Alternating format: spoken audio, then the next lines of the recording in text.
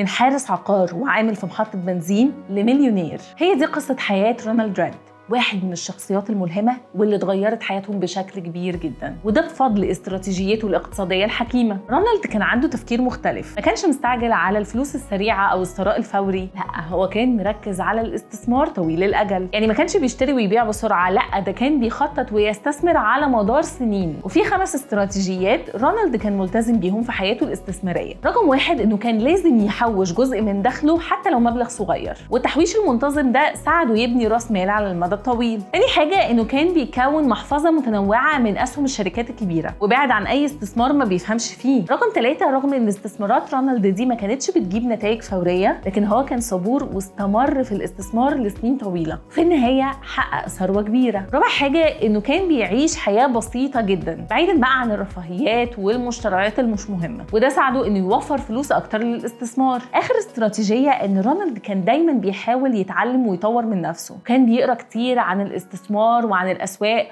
وده ساعده إنه ياخد قرارات مالية أفضل. كل استراتيجيات رونالد علشان يحقق ثروة مش محتاجة شغل كتير أو أرباح سريعة. أهم حاجة عملها رونالد هي خطته الذكية اللي بتعتمد على التحويش والاستثمار والصبر والتزامه بالخطة دي لسنين طويلة. في النهاية أنا عايزة أقولك إن أنت كمان ممكن تحقق أحلامك المالية على المدى الطويل لو عملت زيه. يلا ابعتلي في الكومنتس إيه أكتر حاجة شدتك في قصة رونالد ريد.